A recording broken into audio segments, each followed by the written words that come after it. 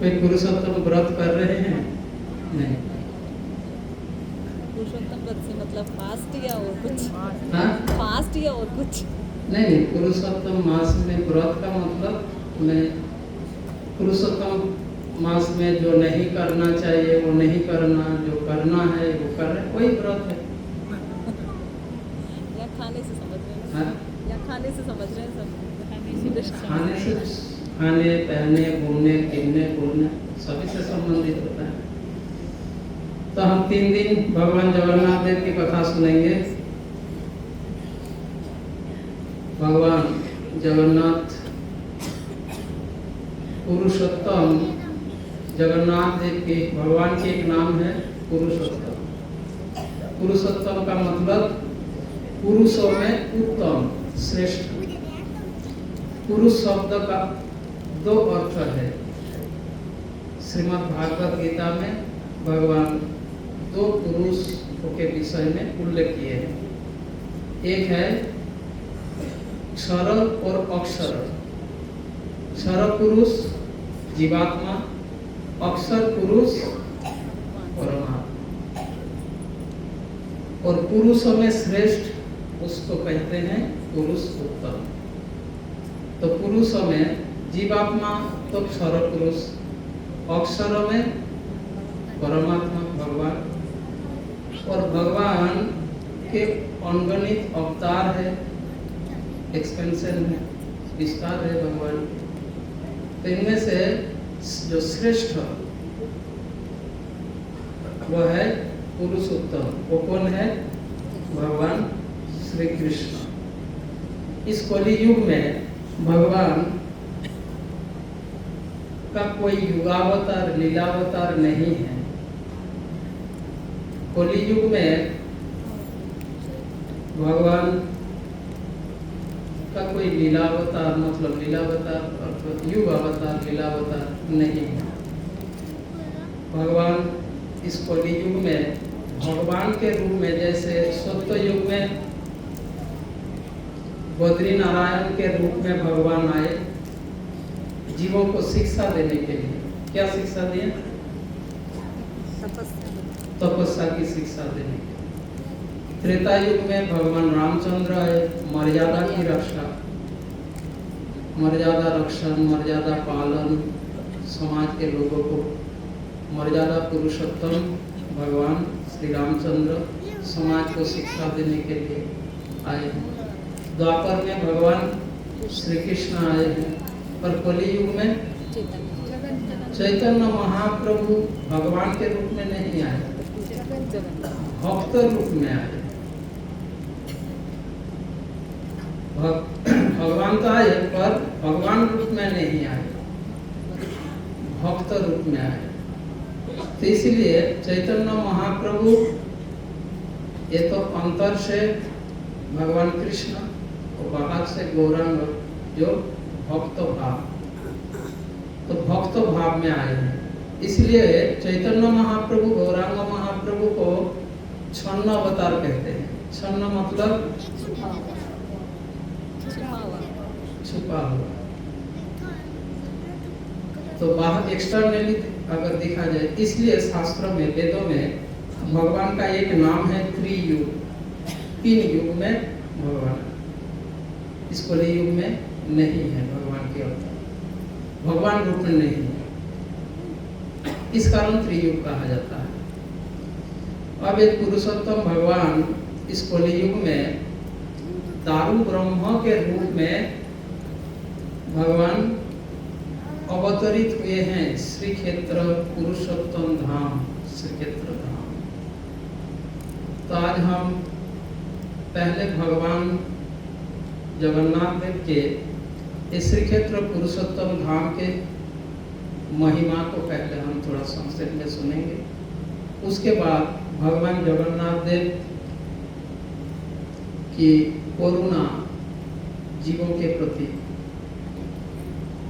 उसका, और भगवान जगन्नाथ अपने भक्तों के साथ किस प्रकार प्रेम आदान प्रदान करते हैं। 3 दिन हम 3 विषय में सुनेंगे। ठीक है, क्या क्या 3 विषय? पंचदश भगवान के धाम के महिमा, पुरुषोत्तम धाम, इसकी महिमा, भगवान की करुणा कृपा, और भगवान के साथ भक्तों के आदान प्रदान आदान प्रदान, प्रेममयी प्रेम भाव के आदान प्रदान, या दूसरे शब्दों में ऐसा कहे कि भक्त और भगवान के बीच संबंध, जगन्नाथ साक्षात परम पुरुषोत्तम भगवान जगन्नाथ देव इस कलियुग में दारू ब्रह्म का अर्थ लकड़ी, दारू शब्द का अर्थ दाह शब्द से, जैसे आदि शंकराचार्य ने ये दारू ब्रह्म शब्द का ऐसा व्याख्या किए हैं। दाह मतलब प्रदान करने वाला,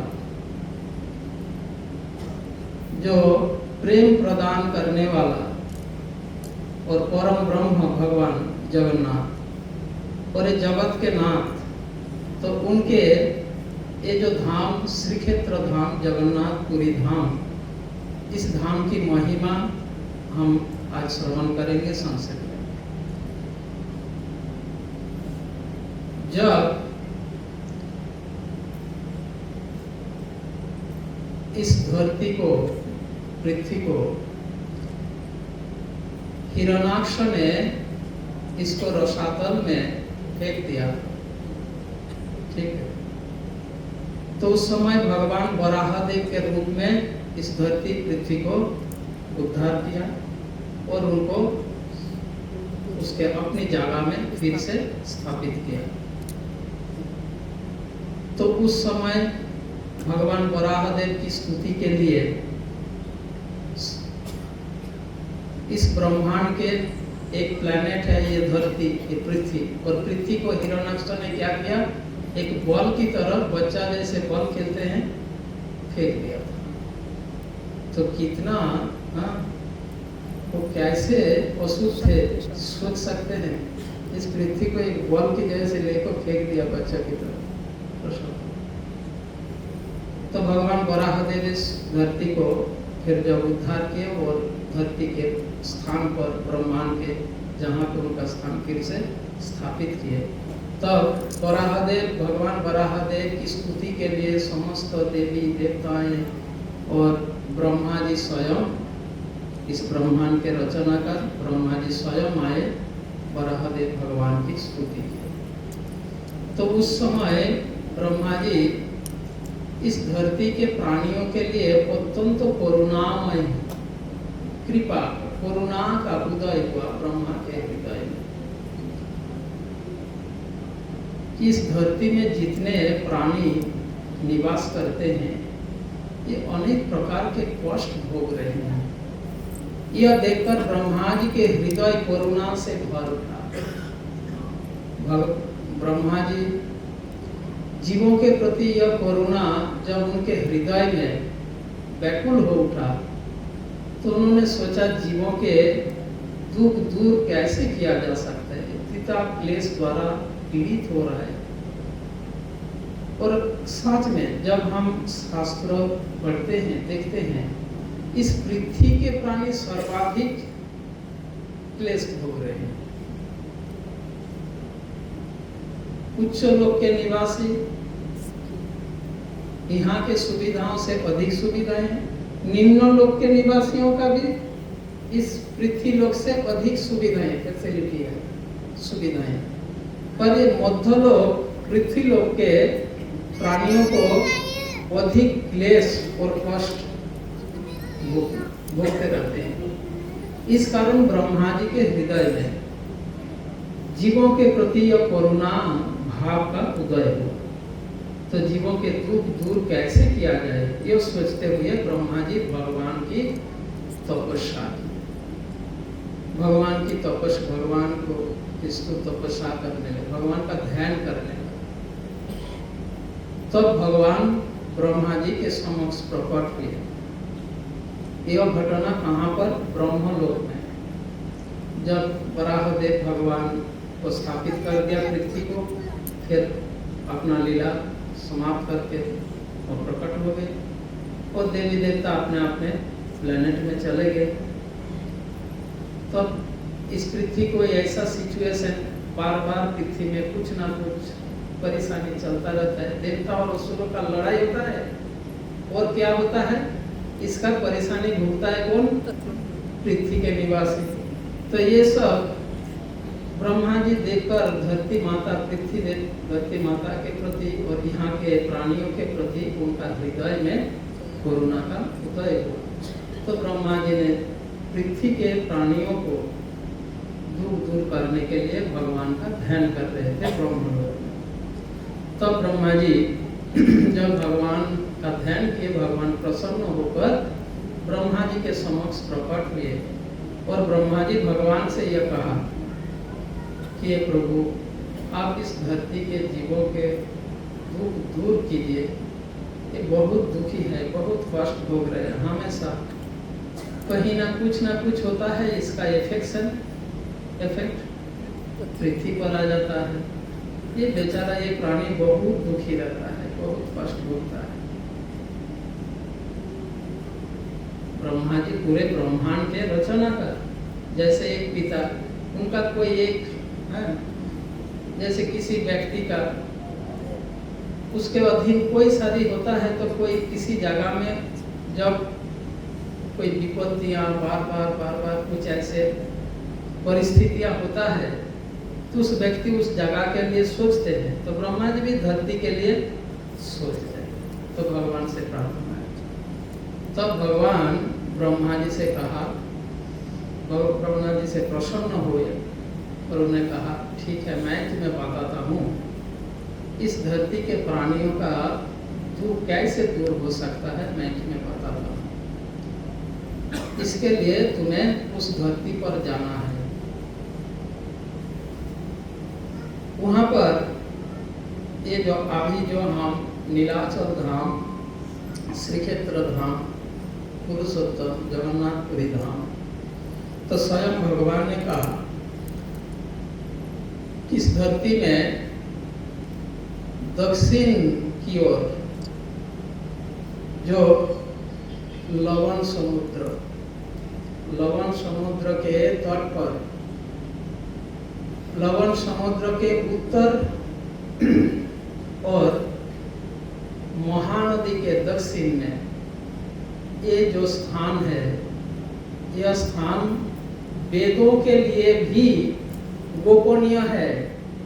वेद शास्त्रों में भी यह स्थान गुप्त है, गोपनीय है। वो मेरा अत्यंत प्रिय स्थान है और मैं निरंतर वहाँ निवास करता हूँ। मैं निरंतर वहाँ निवास करता हूँ उस धाम में। वो मेरे नाम से ही वह धाम है, उसका नाम है पुरुषोत्तम क्षेत्र। यह पुरुषोत्तम धाम मेरे नाम से, इस धाम का, स्थान का नाम है। तो जो धाम, जो जगह पुरुषोत्तम धाम, नीलाचलपुरी धाम, भगवान ब्रह्मा जी से कहते हैं मैं वहाँ निरंतर, मैं सदैव रहता हूँ। और यह धाम सृजन और विसृजन से परे है, सृष्टि और प्रलय से परे है। ब्रह्मांड में सृष्टि और प्रलय होता रहता है, होने पर भी ब्रह्मांड के इस स्थान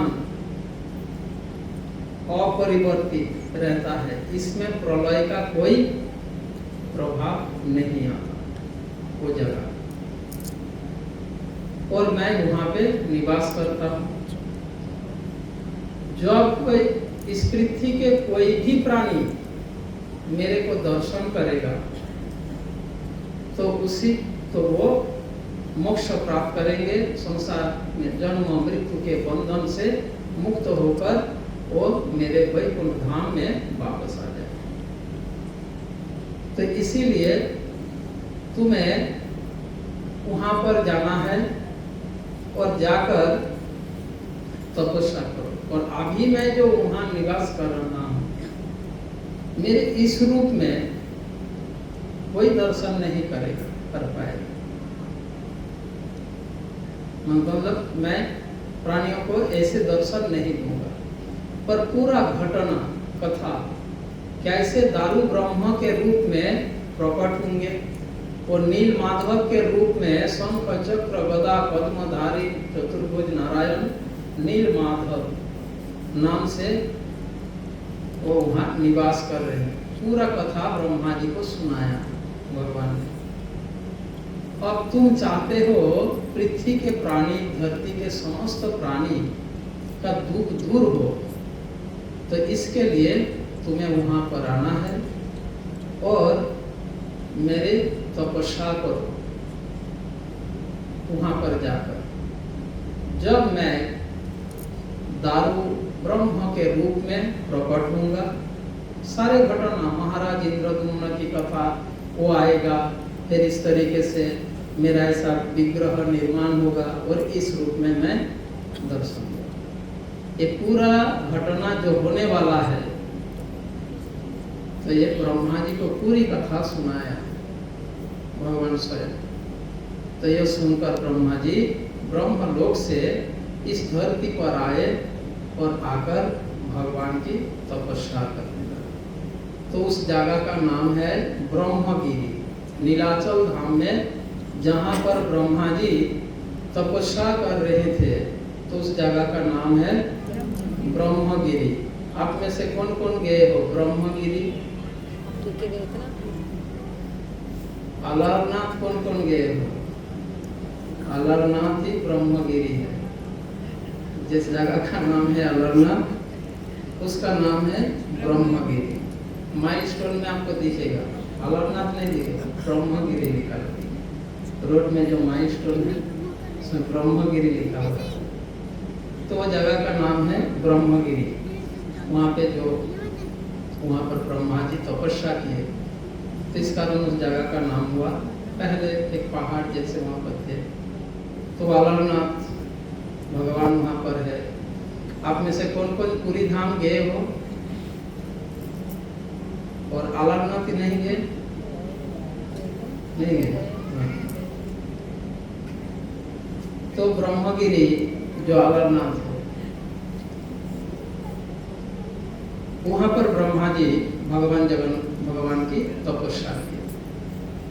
उनके तपस्या से प्रसन्न होकर भगवान उन्हें वरदान दिए।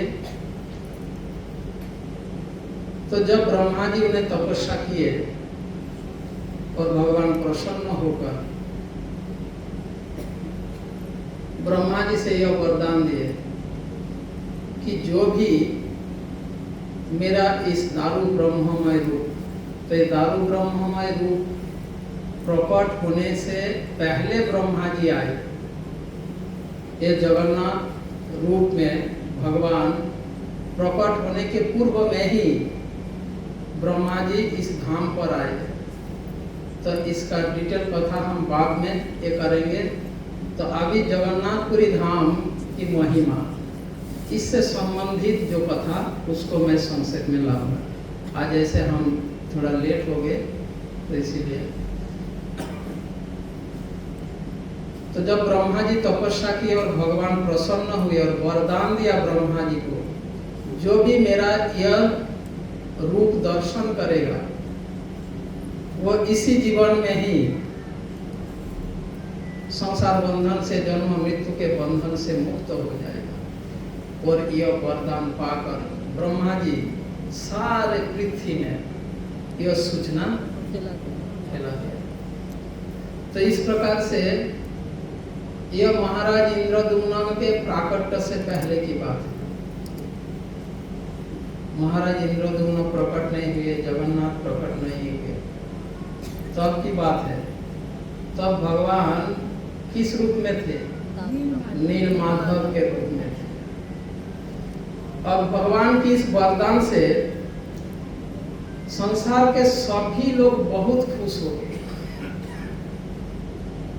नीलाचल महात्मा पुस्तक है, शास्त्र हरिवंश पुस्तक में है, स्कंद पुराण में है। ये नीलाचल पुरुषोत्तम धाम की महिमा, ये जो प्रसंग आप लोग सुन रहे हैं, हम जो सुन रहे, स्कंद पुराण में इस प्रकार से वर्णन हुआ है।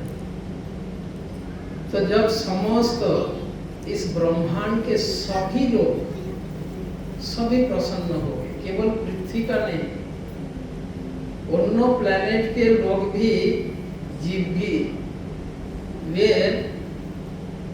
यज्ञ, दान, तपस्या, व्रत जो भी आचरण करते थे, ये भगवान से प्रार्थना करते थे कि मुझे धरती पर जन्म दीजिए। आज पृथ्वी के लोग यज्ञ, दान, तपस्या करते क्या मानते हैं? भगवान मुझे स्वर्ग लोग दीजिए।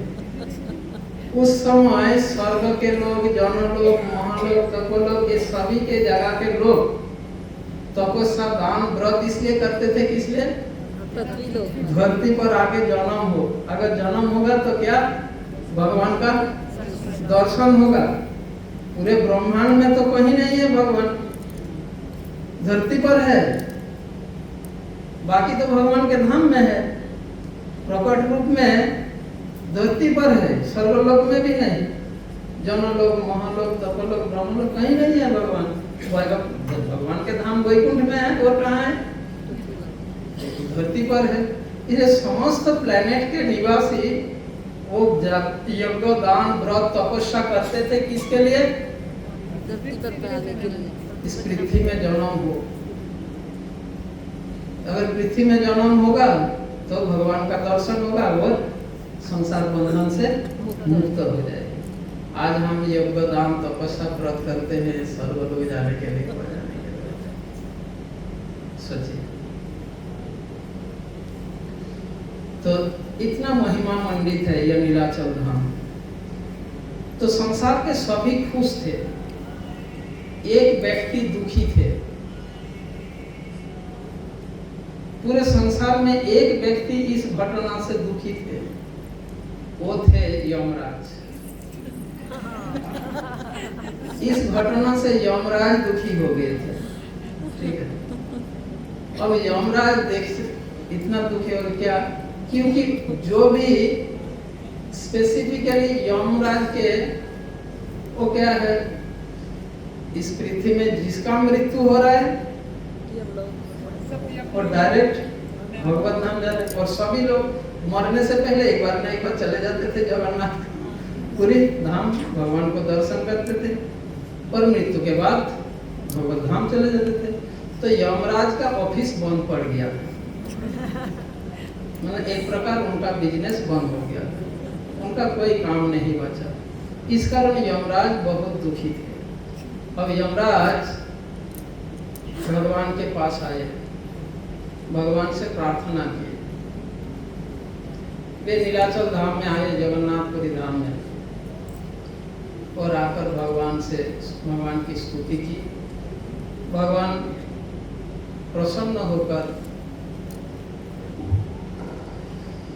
यमराज की स्तुति से भगवान प्रसन्न हुए और यमराज से कहा कि प्रभु, अब आप जीवों पर इतना कृपा कर रहे हैं, अब मेरा बिजनेस तो कुछ रहा नहीं, मेरा ऑफिस तो बंद कर, मेरा कोई काम बचा नहीं, क्योंकि मेरे पास और कोई नहीं आ रहे, सब डायरेक्ट मोक्ष प्राप्त करके भगवत धाम वैकुंठ जा रहे। तो आप ही ने मेरे को यह सेवा दिया, अब मेरा सेवा कुछ रहा ही नहीं, अब मैं क्या करूं? भगवान मुस्कुराते हुए माता लक्ष्मी जी से कहा कि देवी आप इसका उत्तर दो। हाँ? तो माता लक्ष्मी से कहा, लक्ष्मी जी ने यमराज से कहा कि हे सूर्यतनय, यमराज सूर्यदेव के पुत्र,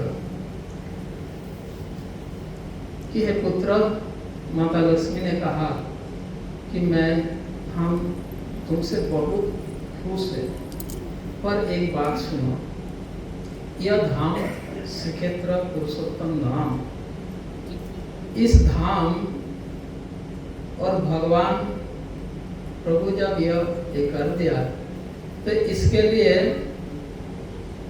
तुम जो चाहते हो ये तुम्हारे इस पुरुषोत्तम धाम में यह लागू नहीं होगा।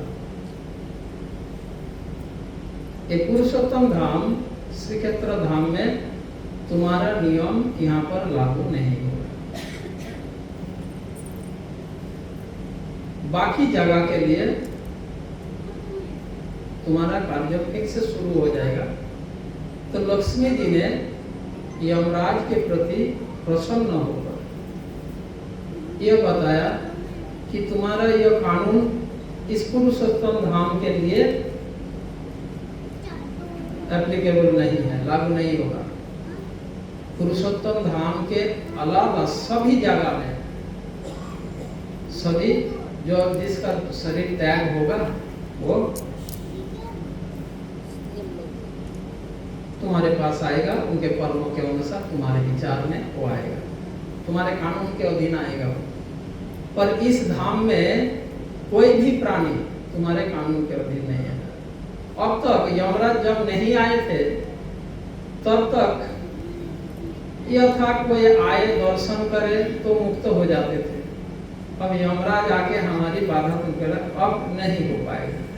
अब केवल इतना सीमित कर दिया, कितना पुरुषोत्तम क्षेत्र, पुरुषोत्तम क्षेत्र। वहां पर अगर किसी का जन्म हुआ हो, चाहे किसी भी शरीर में जन्म क्यों ना हो, कीड़े रूप, कीड़े मकोड़े, पशु पक्षी, इंसान, जिस शरीर में ही जन्म क्यों ना हो, पुरुषोत्तम धाम में किसी का जन्म हुआ तो वही उसका अंतिम जन्म होगा, चाहे किसी भी शरीर में जन्म। और वो भक्ति करे ना करे कोई मतलब नहीं। सोचो, इतना महिमा मंडित स्थान है यह पुरुषोत्तम धाम। और इस पुरुषोत्तम महीना में कोई अगर भगवान पुरुषोत्तम जगन्नाथ जी को दर्शन करेगा तो वो इस जीवन में समस्त पापों से मुक्त होंगे। एक मुहूर्त काल इस पुरुषोत्तम धाम में कोई निवास करेगा, पुरुषोत्तम महीना में, तो समस्त कर्मों के बंधन से मुक्त हो जाएंगे। और आगे वो कर्म अगर वो न बनाए तो हाँ,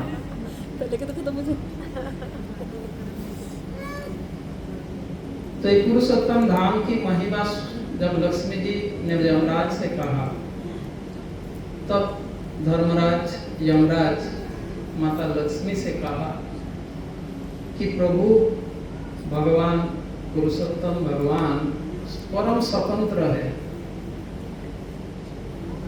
तो उन्होंने जीवों पर यह कृपा करना चाहते हैं, इसमें हम क्या है। पर मेरा एक प्रार्थना है, इस महिमामंडित स्थान में मैं आपकी सेवा कर, आपका दर्शन कर सकूं निरंतर, मुझे यहाँ पर रहने की स्थान दीजिए। यमराज ने लक्ष्मी नारायण से यह प्रार्थना की। तब माता लक्ष्मी ने उनको कहा ठीक है। अब जगन्नाथ मंदिर के जो यमेश्वर महादेव है, वहाँ पर यमेश्वर महादेव, जो टोटा गोपीनाथ मंदिर, वहाँ से थोड़ा आगे जाओगे यमेश्वर महादेव यमराज और वहाँ महादेव शिव की रहे, और नीचे डाउन में जाकर महादेव रहता है टोटा गोपीनाथ से। तो वहाँ पर नीलाचल धाम में यमराज वहाँ पर भगवान से यह प्रार्थना की और लक्ष्मी जी उनको यह अलाउ किया नीलाचलपुरी धाम में रहने का। उसके बाद यमराज माता लक्ष्मी से इस पुरुषोत्तम धाम की महिमा सुनना चाहते थे। तब माता लक्ष्मी ने पुरुषोत्तम धाम की महिमा विस्तार से यमराज को सुनाया, जो स्कंद पुराण में इसका वर्णन हुआ है। जो नीलाचल धाम की जो महिमा ये लक्ष्मी जी स्वयं यमराज को सुनाया और उस स्कंद पुराण में उसका वर्णन हुआ, श्रीक्षेत्रपुरी धाम की महिमा। तो इस प्रकार से पुरुषोत्तम धाम श्रीक्षेत्र धाम वे सृष्टि प्रलय इन सभी से परे हैं, इस पर कोई प्रभाव नहीं है। अब यह जगन्नाथ धाम पुरुषोत्तम जगन्नाथ जी के प्राकट्य के विषय में हम संक्षेप में सुनेंगे और उनके दिव्य करुणा की कथा हम सुनेंगे।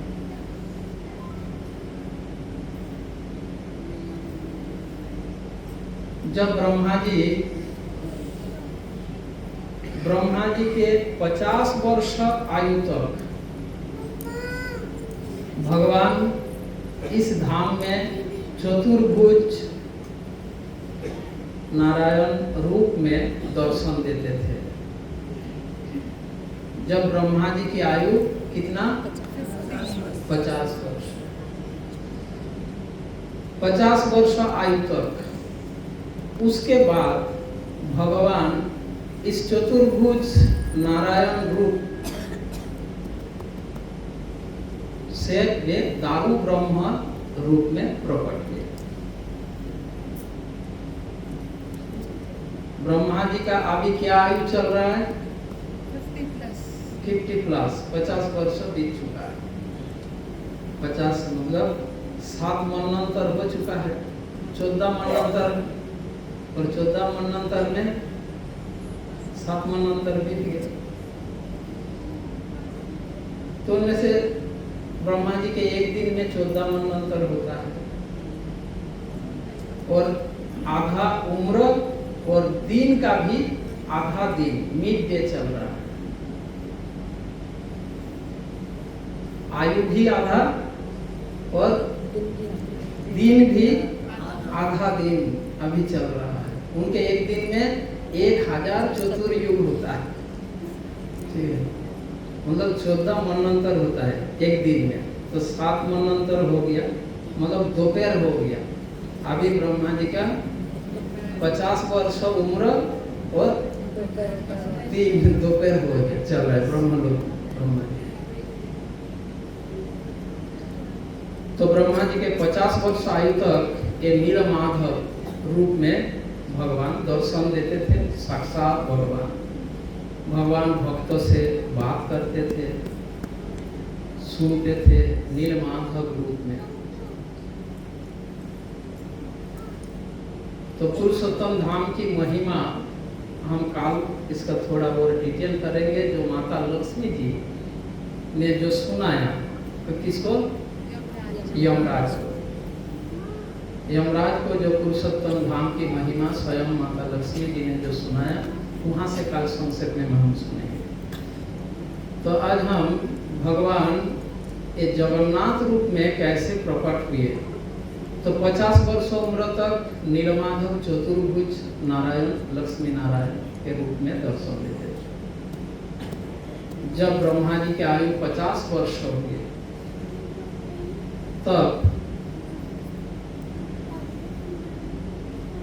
भगवान तो उस समय इस धरती में महाराज इंद्रद्युम्न राजा के रूप में, इस धरती के राजा महाराज इंद्रद्युम्न मालव देश के राजा, उनके राजधानी अवंती नगर, वर्तमान उज्जैन अवंती नगर में के राजा थे महाराज इंद्रद्युम्न, जो ब्रह्मा जी से लेकर 25वीं पीढ़िया के राजा थे। ब्रह्मा जी के जो वंश परंपरा, उनमें से 25वीं पीढ़ी के राजा थे महाराज इंद्रद्युम्न। उस समय ब्रह्मा जी का आयु 50 वर्ष हो चुका था। ब्रह्मा जी का 50 वर्ष, हमारा नहीं। तो महाराज इंद्रद्युम्न ये भगवान के एक महान भक्त थे, महान विष्णु उपासक भक्त थे। एक समय नारद मुनि यहाँ पर आए महाराज इंद्रद्युम्न के महल में।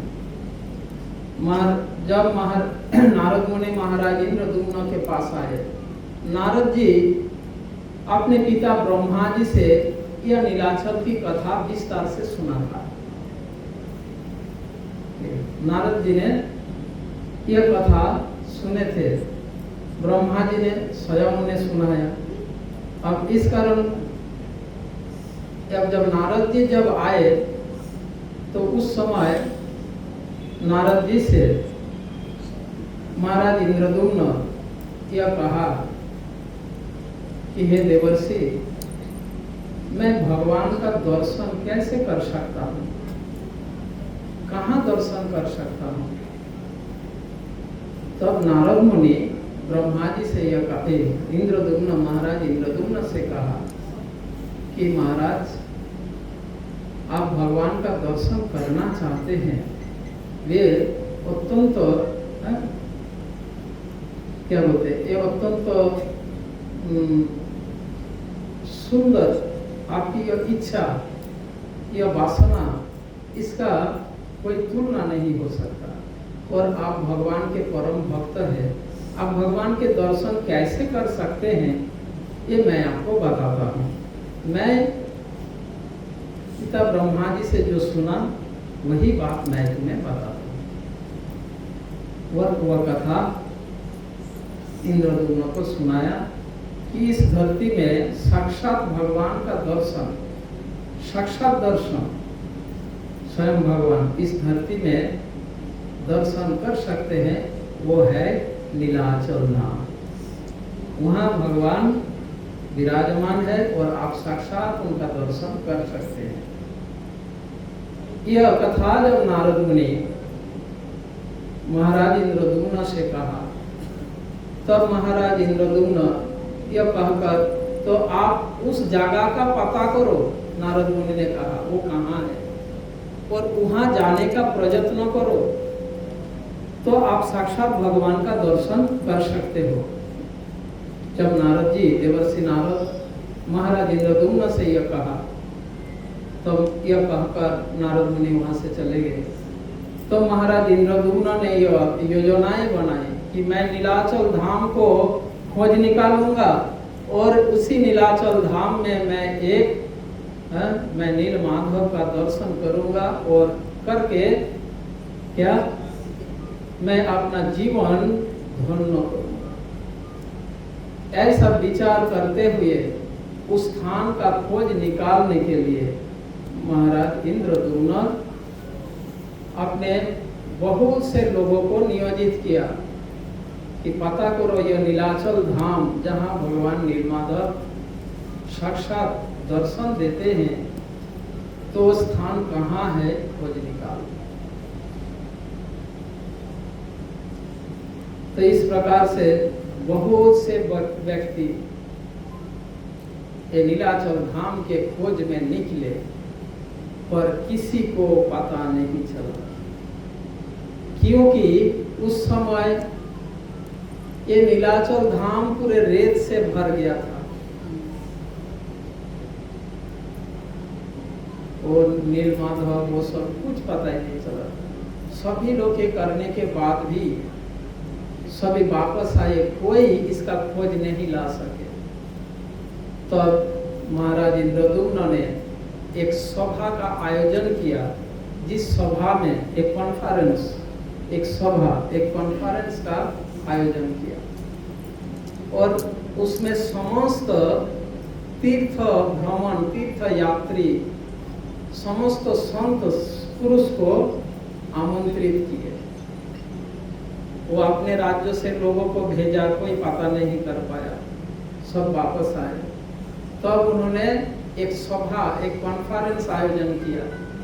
इस सभा में पृथ्वी के समस्त तीर्थ यात्री को आमंत्रित किया,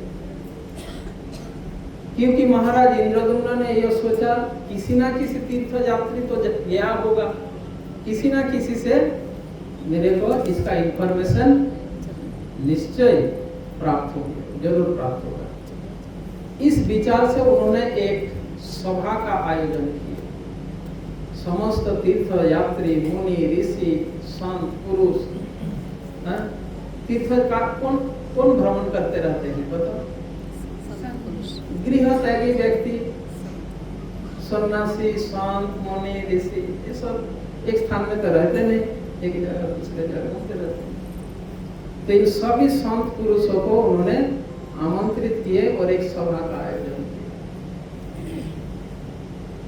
और उस सभा में महाराज इंद्रद्युम्न सभी से यह पूछे कि आप में से किसी को पता है कि इस धरती में ये नीलाचल धाम कहाँ है, और भगवान जहाँ साक्षात दर्शन देते हैं, आप में से किसी को पता है क्या? यह महाराज इंद्रद्युम्न ने अनाउंस किया, घोषणा किया उस सभा में। हजारों संख्या में, लाखों संख्या में ये सारे संत वहां पर एकत्रित हुए थे। आज हम बिना माइक से पीछे बैठने वाले को कुछ सुनाई नहीं देता है ना। और आज से अभी तो कुछ समय, कुछ वर्षों, 5000 वर्ष पहले नैमिषारण्य में जब सूत गोस्वामी भागवत कथा कर रहे थे, क्या उस समय साउंड सिस्टम था? और कितने ऑडियंस थे? 88,000, 1,00,000 ऑडियंस बैठे थे और सूत गोस्वामी भागवत कथा कर रहे थे। तो सभी कैसे सुन पा रहे थे? कोई साउंड सिस्टम था? हाँ, कैसे सुनते थे? हाँ?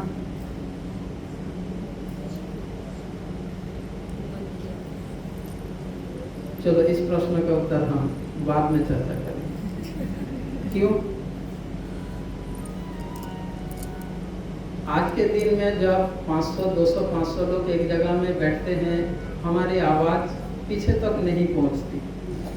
तो जब लाखों संख्या में ऑडियंस बैठे हो तो कैसे सुनते थे? एक व्यक्ति जब बोल रहे थे, जब सुखदेव गोस्वामी भागवत कथा के कितने ऑडियंस थे? चलो परीक्षित महाराज सामने बैठे थे, बाकी सभी लोग तो सुन रहे थे। तो जब हजारों संख्या में लोग सुनते थे तो कैसे सुनते थे? बिना साउंड सिस्टम के। इस संबंध में शास्त्र में यह कहा गया है, जैसे कि बिना साउंड सिस्टम से ही वो सुनते थे। ये साउंड सिस्टम का आज जो इसका जो आविष्कार, जो खोज हुआ है, कैसे आवाज वहां तक पहुंच रहे? बताइए। ये जो वायु का उस समय मनुष्य में इतने योग्यताएं होती थी कि ये जो वायु का जो वाइब्रेशन, वो अपने कान में उसको कैच करने का उनमें सामर्थ्य होता था। जब कोई बोलते थे तो वो जो वायु में, वायु मंडल में जो इथर वेव है, इथर वेव में वो जो वाइब्रेशन, उस वाइब्रेशन को वो कान में कैच करने का उनका सामर्थ्य होता था। मतलब ऐसे उनमें यह गुण, यह क्वालिटी होता था। अभी भी ऐसा आपको प्रमाण के लिए बहुत प्राणी में ऐसे क्वालिटी, ऐसे सामर्थ्य, ऐसे एलिजिबिलिटी है। एक कुत्ता, कोई कुछ नहीं सुन पा रहे पर कुत्ता को सुनाई देता है। मील बहुत दूर से कोई आवाज, पर कुत्ता के कान में वो आवाज आ जाता है, वो सुन लेता है और वो पहचान भी जाता है, रिकॉग्नाइज कर लेता है किस चीज का आवाज है। देखो, एक तो प्राणी है, तो उस समय इंसान के कान में यह सामर्थ्य होता था। ये वायु के वाइब्रेशन, जो वायु में जो इथर वेव का जो वाइब्रेशन, उस वाइब्रेशन से को वो कैच कर लेता था और आवाज को क्लियरली सुनता था। अभी हमारे कान में वह योग्यता है ही नहीं, क्योंकि कलियुग के ये मनुष्य में, इसीलिए तो सूत गोस्वामी बोल रहे थे कि कलियुग का मनुष्य क्या करेगा, भागवत कैसे पढ़ेगा, कैसे सुनेगा। में योग्यता क्या, अधःपतन कितना हो गया मनुष्य में। तो उस समय मनुष्य में ऐसा योग्यता, ऐसा सामर्थ्य होते थे, इसलिए लाखों करोड़ों संख्या भी बैठे रहे, वाइब्रेशन तो वही है, तो सभी को वो कैच करते थे, वो सुन पाते थे। ऐसा नहीं कि बिना साउंड के वो बहुत तेज से बोलते थे, नहीं, वो तो नॉर्मली बोलते थे, पर वही वाइब्रेशन सभी को सुनाई देता था। मैं कहाँ पर था? हाँ? महाराज इंद्रद्युम्न तो उस संत के स्वभाव में अपने हम बढ़ रहे क्या? नहीं, वो पीछे बढ़ा रहे। हाँ, तो जब उस संत के स्वभाव में उन्होंने अनाउंस किया कि आप में से कोई ऐसे व्यक्ति है जिन्होंने साक्षात भगवान को दर्शन किया हो और वो स्थान कहाँ है, क्या कोई इसका खोज दे सकते हैं? तब एक तीर्थ यात्री ने हाथ उठाया और उन्होंने कहा, हाँ मैंने देखा है, मैंने देखा और मैं आपको वो पाता भी बता सकता हूँ। एक संत, एक तीर्थ यात्री ने जब यह कहा, तब महाराज इंद्रद्युम्न उस तीर्थ यात्री को बुलाया और उनसे सुना और पूरा डिटेल में वो पूरा क्या बोलते हैं, उनका लोकेशन पूरा बता दिया। जो पुरुषोत्तम धाम, उज्जैन से नीलाचलपुरी धाम कहाँ जाए, किस जगह है, क्या है, सारे सब कुछ बताया, पूरा डिटेल में बताया। यह सुनने के बाद महाराज इंद्रद्युम्न उन्होंने विचार किया और उन्होंने प्लान किया वो नीलाचल धाम जाने के लिए। पर पहले उस जगह को खोज निकालने के लिए उन्होंने राजपुरोहित विद्यापति, उनका नाम था विद्यापति, को उन्होंने भेजे और विद्यापति आए थे नीलाचल धाम में नीलमाधव का खोज ले जाने के लिए। यह कथा आप लोग कई बार सुने हो, इसको मैं संक्षेप में एक बार। फिर विद्यापति जब आए और स्वराज के द्वारा उनके सहायता से उन्होंने नीलमाधव को दर्शन किया, तब भगवान नीलमाधव विद्यापति को इंद्रद्युम्न महाराज के जो राजपुरोहित विद्यापति दर्शन दिए। उस समय भगवान नीलमाधव यह कहा कि हे ब्राह्मण, जब महाराज इंद्रद्युम्न आएगा तो वो मुझे दर्शन नहीं कर पाएगा, मैं उनको दूसरा रूप में दर्शन दूंगा। यह आकाशवाणी दैववाणी से विद्यापति से कहा था। अब विद्यापति नीलमाधव को दर्शन करके आए तो उन्होंने कहा कि मैं उनको दूसरा रूप में दर्शन दूंगा। अब विद्यापति आके महाराज इंद्रद्युम्न को सारे बात बताया और फिर महाराज इंद्रद्युम्न प्लान किया कि इस नीलाचल धाम में वो एक नगरी, एक सिटी, एक नगरी बसाएगा, एक शहर बसाएगा। ऐसा सब कुछ अरेंजमेंट करके, प्रिपरेशन करके, पूरा प्लान करके योजना बनाए और फिर बहुत सैनिकों के साथ लेकर नीलाचल की उज्जैन अवंती नगर से नीलाचल धाम की ओर चले। जब ये महानदी के तट पर पहुंचे और देवर्षि नारद भी उनके यात्रा में शामिल थे, महाराज इंद्रद्युम्न के यात्रा में। अंततः जाकर तो यह कथा संक्षेप में आप लोग कई बार सुन चुके हो। तो बाद में भगवान महाराज इंद्रद्युम्न को यही दैववाणी से कहेगा कि हे राजन, आप चिंता मत करो, मैं तुम्हें दारू ब्रह्म के रूप में दर्शन दूंगा। अब ये जो दारू ब्रह्म के रूप में भगवान महाराज इंद्रद्युम्न को यह भविष्यवाणी किया और कह सकते उन्होंने मूर्छित हो गए। आगे की कथा जैसे महाराज इंद्रद्युम्न फिर उस लकड़ी के द्वारा, इसका विस्तार कथा हम काल सुनेंगे इस जगन्नाथ रूप में प्राकट भगवान जगन्नाथ देव। क्या गुंडीचा माता जो महाराज इंद्रद्युम्न के पत्नी, क्या वो बाध्य हो गए थे? कितने दिन टाइम दिया था उससे पहले? हाँ, कितने दिन समय थे? हाँ, नहीं जानते। कौन बनाया था? ये वृक्ष कहाँ मिलती है? कितने वर्षों के बाद भगवान का यह विग्रह निर्माण होता है? वो कौन सा वृक्ष होना चाहिए? पर्टिकुलर वृक्ष होता है, उसमें पर्टिकुलर सिंबल होता है, पर्टिकुलर स्थान में होते हैं। ये सारे डिटेल कथा हम कल सुनेंगे। आज हम क्योंकि ये प्रारंभ करेंगे तो हम पहुंच नहीं पाएंगे। तो जगन्नाथ देव के विग्रह निर्माण, जगन्नाथ तत्व, इस विषय में कल हम सुनेंगे। आज हम यह बात करेंगे कि जगन्नाथ देव जब महाराज इंद्रद्युम्न के द्वारा निर्माण हुआ, जगन्नाथ देव प्रकट हुए, जगन्नाथ देव के साथ भगवान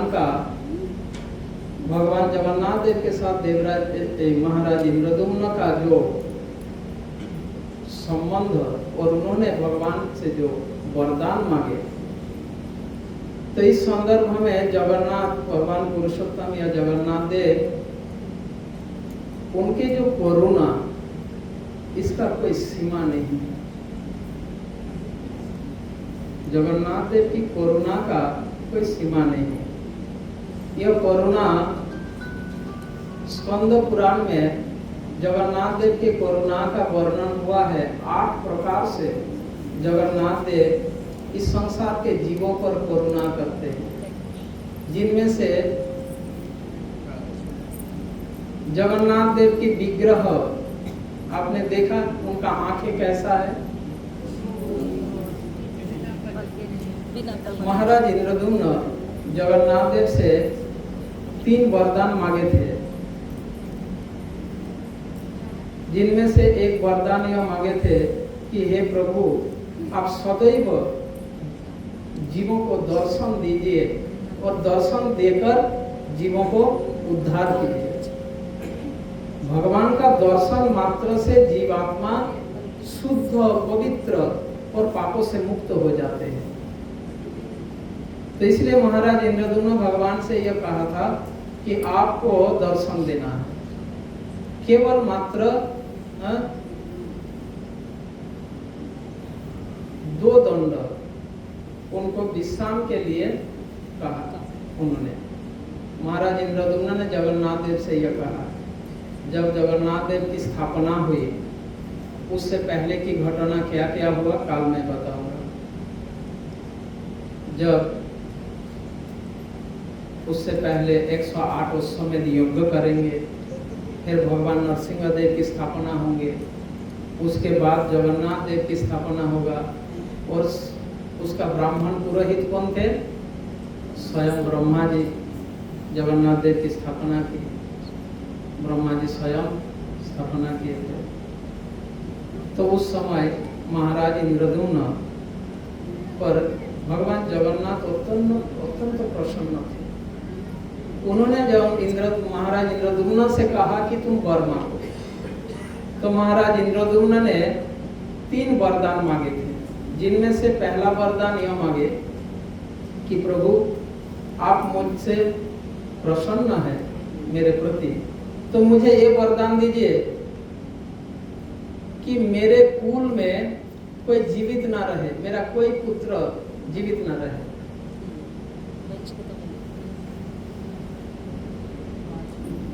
और मेरा कोई पुत्र संतान ना जीवित ना रहे, सबका मृत्यु हो जाए। उनका कितने पुत्र थे? 18 पुत्र थे महाराज इंद्रद्युम्न के। उन्होंने जगन्नाथ देव से वरदान मांगा, मेरे सारे पुत्र मर जाए। बोलो, भगवान जगन्नाथ ये सुनकर अच्छा, अरे सभी लोग पुत्र संतान मांगते हैं, तुम पुत्र संतान का मृत्यु क्यों चाहते हो? तो महाराज इंद्रद्युम्न ने यह कहा जगन्नाथ देव से कि प्रभु, आप जगन्नाथ है, जगत के नाथ, संपूर्ण जगत के स्वामी हैं। आज यदि मेरे पुत्र और उनके पीढ़ियां चलते रहे, आने वाले कलियुग में क्या होगा? ये मंदिर जगन्नाथ मंदिर नहीं रहेगा। कलियुग में आगे चलकर ये सभी अपना अपना संपत्ति को बंटवारा करेंगे। मेरे पिताजी का मंदिर, ये मेरा हिस्सा, वो मेरा हिस्सा, ये करके कलियुग जैसे जैसे आएगा, ये आप और जगन्नाथ नहीं रहोगे, तो किसी न किसी का पर्सनल नाथ बन जाओगे। तो इसीलिए मैं चाहता हूँ मेरा कोई पुत्र जीवित ना रहे।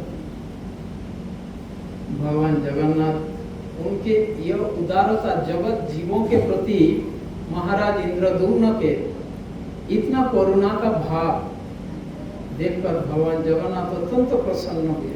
संसार में ऐसा कोई व्यक्ति होंगे कि अपने संतान को, प्रजाओं के, संसार के प्रजाओं के लिए उन्होंने सोचा, अपने संतान के लिए नहीं। इससे भगवान अत्यंत प्रसन्न हुए और उन्हें वरदान दिया तथास्तु। और उनके 18 पुत्र का ही मृत्यु हुआ। जब आप जगन्नाथपुरी जाओगे, कहाँ है, भुवनेश्वर से जगन्नाथपुरी पहुंचने से कितना 10-12 किलोमीटर पहले एक जगह आता है, उसका नाम है 18 नला।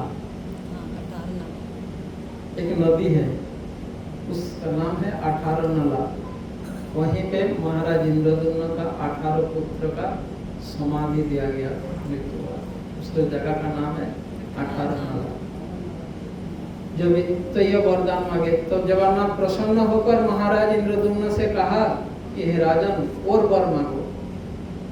तब जगन्नाथ ऐसा कहने से महाराज इंद्रद्युम्न ने कहा कि प्रभु, मुझे ये वरदान चाहिए कि आपको हर दंड में, एक दंड मीन्स मतलब होता है, एक दंड मतलब 45 मिनट्स, 45 मिनट में एक दंड होता है। तो एक दंड 45 मिनट। महाराज इंद्रद्युम्न ने कहा कम से कम दंड में 10 बार आपको भोजन करना है।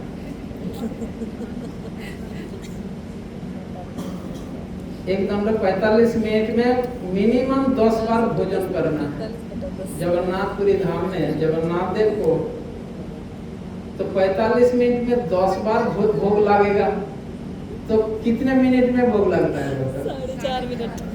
4.5 मिनट। हर 4.5 मिनट में जगन्नाथ को भोग अवतार होता है। जगन्नाथ ने कहा ना, ये तो अच्छा काम है, खाते रहना, हर 4 मिनट में खाना मिलेगा, और इससे बढ़िया क्या हो सकता है। बहुत खुश। और जगन्नाथ देव ने पूछा, अच्छा तुम ऐसा वरदान क्यों मांग रहे हो? तो बोलते, आप जितना भोग ग्रहण करेंगे उतना प्रसाद होगा, और आपका प्रसाद पाकर संसार के जीव उद्धार हो जाएंगे। इसीलिए आपको हर दंड में 10 बार मिनिमम भोजन करना है। इसलिए जगन्नाथ जी को इतना भोग चढ़ता है, ठीक है। और वहाँ पे जो आनंद बाजार है, वहाँ पे 24 घंटा ये प्रसाद मार्केट खुला रहता है। कभी भी जाओ प्रसाद मिलेगा आपको, 24 आवर्स। रात में जाओ, दिन में जाओ, दोपहर में जाओ, सुबह जाओ, शाम जाओ, जब जाओ, प्रसाद की दुकान खुला है। और ये आज नहीं, महाराज इंद्रद्युम्न के समय से ये चले आ रहे। तो इस पर दूसरा वरदान कि जगन्नाथ जी को दंड में हर 45 मिनट के अंदर 10 बार भोग लगता है। तीसरा वरदान यह मांगे कि प्रभु, आपको 24 घंटे में 2 दंड विश्राम करना है, और बाकी समय आपको दर्शन देना है। इस संसार में ऐसा और दूसरा कोई मंदिर नहीं है, ये जगन्नाथ मंदिर की ऐसे मंदिर भगवान साक्षात, जहाँ स्वयं भगवान और भक्त की इच्छा ही सर्वोपरि है, सर्वश्रेष्ठ है, कोई विधि नियम शास्त्र वहां पर लागू नहीं है। भगवान जैसा चाहेंगे, भक्त जैसा चाहेंगे भगवान। तो इस प्रकार जगन्नाथपुरी धाम में जगन्नाथ देव को यह कहा जब कि आपको पूरा दिन दर्शन देना है, दो मतलब 45 मतलब 1.5 घंटा। ये 1.5 घंटा जगन्नाथ देव को रेस्ट रहता है। अब ये रेस्ट जो टाइम, एक्चुअली जगन्नाथ रेस्ट नहीं करते। कैसे रेस्ट करेंगे? अच्छा, रेस्ट करने मतलब आंख तो बंद करेंगे, उनका आंखों के पत्ते इतने नहीं है, कहां से बंद करेंगे? इसमें बहुत सुंदर कथा है इसके पीछे। एक तो उनके आंखों में पत्ता है नहीं, आंख बंद कहां से करेगा तो रेस्ट कैसे होगा? तो ये जो 1.5 घंटा जो बंद रहता है जगन्नाथ देव, तो उस समय सारे देवी देवता आते हैं जगन्नाथ को दर्शन करने। बाकी समय तो कितना भीड़ देखते हो, हाँ? इतना भीड़ भाड़, देवी देवता का चांस ही नहीं मिलता दर्शन के लिए। तो बाकी अन्य प्लेनेट और देवी देवताओं आता है, इसलिए उस समय संसार में जितने मंदिर है, मंगला के बाद श्रृंगार होता है ना, जगन्नाथ मंदिर में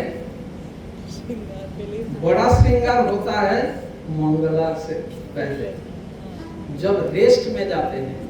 हमारे दूसरे मंदिरों में भगवान जब रेस्ट में जाते हैं तो सारे श्रृंगार उतारते हैं, नई ड्रेस पहनाते हैं, सारे श्रृंगार उतार देते हैं, ज्वेलरी आदि।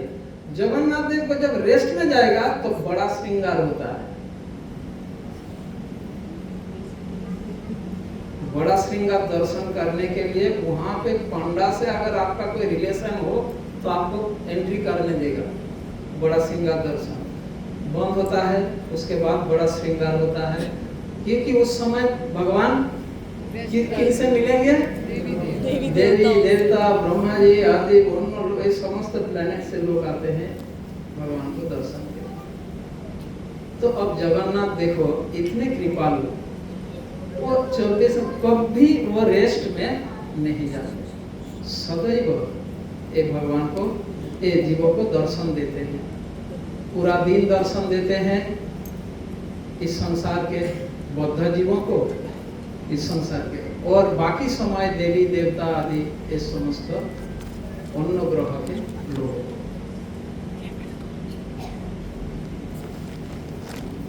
जगन्नाथ देव के जो आंखें हैं उनके चारों ओर रेड कलर का ये है, कहाँ है?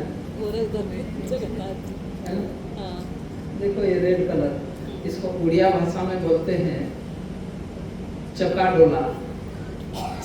चका मतलब चक्र, चका। उनका आंखें कैसा? चकाडोला बोलते हैं उड़िया भाषा में। चकाडोला मतलब गोल चक्का की जैसे, चक्र की जैसे। तो भगवान का ऐसा दृष्टि, ऐसा लीला भगवान ने क्यों किया? भगवान के दृष्टि से जीवों का समस्त कलमश दूर हो जाता है।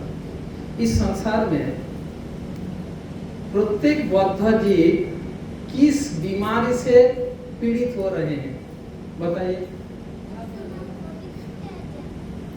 प्रत्येक बद्ध जीव किस बीमारी से भोग रहे हैं, पीड़ित हो रहे हैं? भवरोग। इस कली युग में ये भवरोग क्या बोलते हैं, बहुत स्टेज, जब कौन सी स्टेज में पहुंच गया, मतलब बीमारी जब ऐसे स्टेज में पहुंच जाता है, हाई स्टेज, लास्ट स्टेज, अंतिम स्टेज में पहुंच चुका है कली युग में।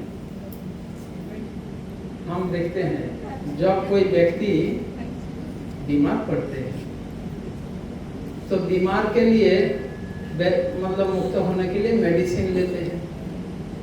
थोड़ा बहुत बुखार आता है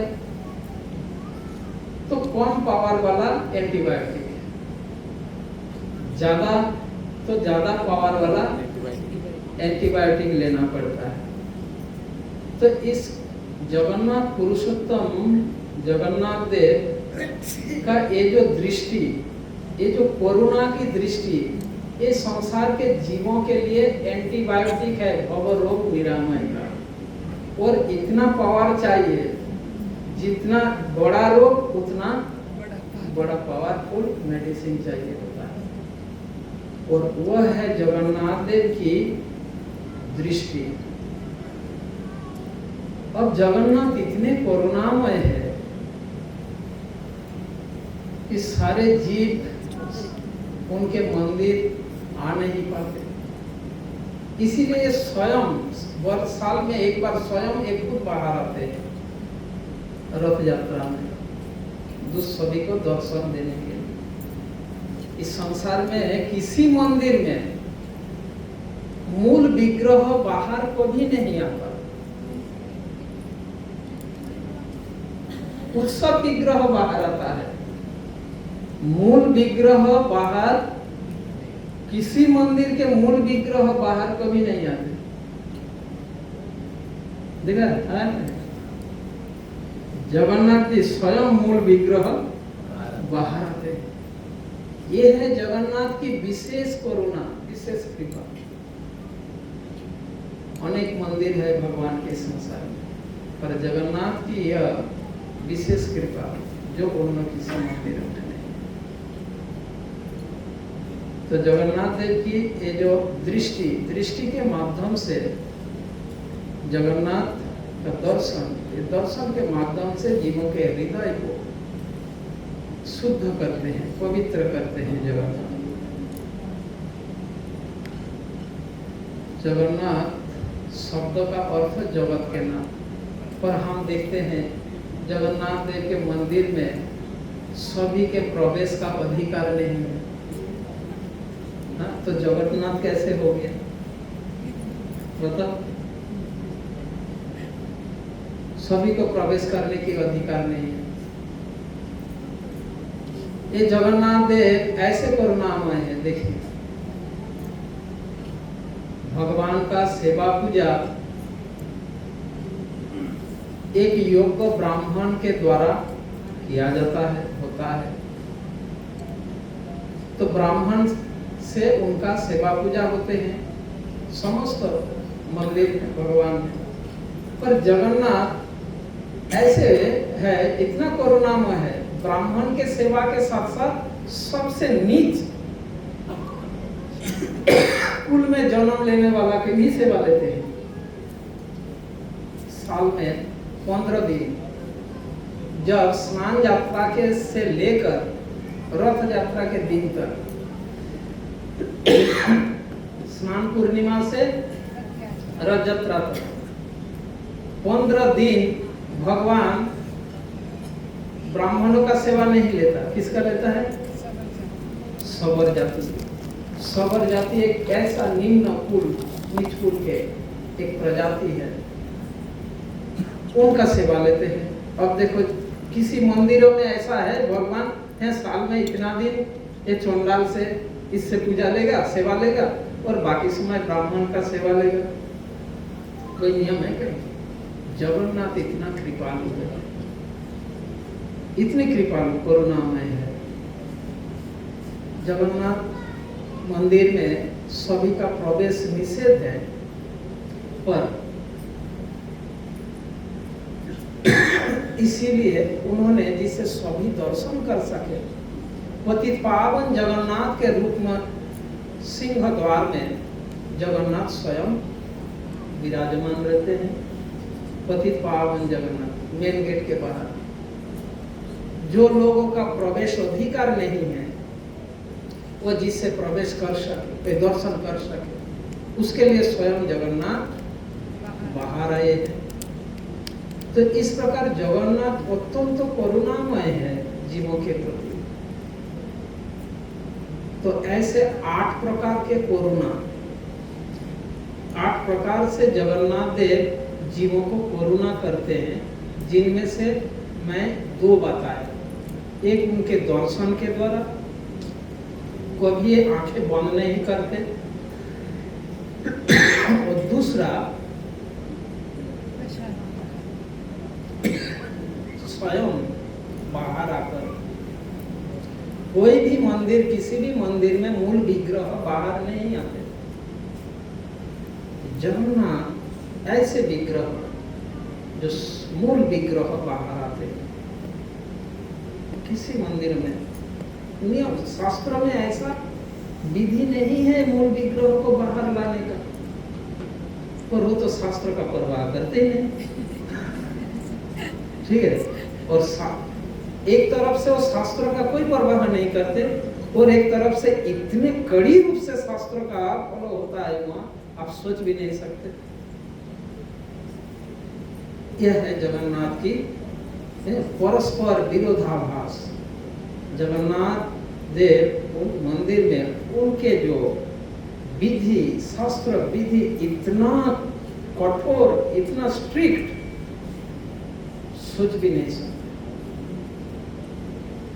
और दूसरी ओर सेम टाइम कोई स्ट्रिक्टनेस नहीं है, बहुत स्ट्रिक्ट है और कोई स्ट्रिक्टनेस नहीं है। यह है भगवान की महान प्रभु, इतना स्ट्रिक्ट और फिर जीवों के लिए सारे स्ट्रिक्टनेस उन्होंने छोड़ दिया। यह जगन्नाथ की करुणा। क्या कहेंगे? सवाल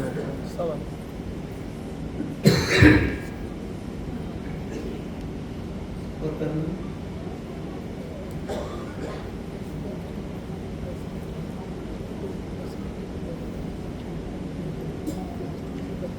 तो आज मैं 2 प्रकार कोरोना की बात बताया, कल बाकी 6 प्रकार के कोरोना जगन्नाथ किस प्रकार से जीवों पर कोरोना कर रहे हैं। एक बिना आंखें बंद करके आज बताया, और दूसरा स्वयं बाहर आकर। यह प्रथा कहीं संसार में कहीं नहीं है, और शास्त्रों में भी उल्लेख नहीं है कि भगवान के मूल विग्रह मंदिर से बाहर जाएगा। नहीं, न शास्त्र में उल्लेख है और न कहीं ऐसा होता है। एकमात्र जगन्नाथ होते हैं मूल विग्रह बाहर आते। ठीक है, तो ये 2 प्रकार से जगन्नाथ के कृपा कोरोना का 2 प्रकार बताया, कल बाकी 6 प्रकार का कोरोना बताया। फिर उसके बाद जगन्नाथ के साथ भक्त का प्रेम का आदान प्रदान और जगन्नाथ के प्राकट्य का संक्षिप्त कथन। हरे कृष्ण। तो आगे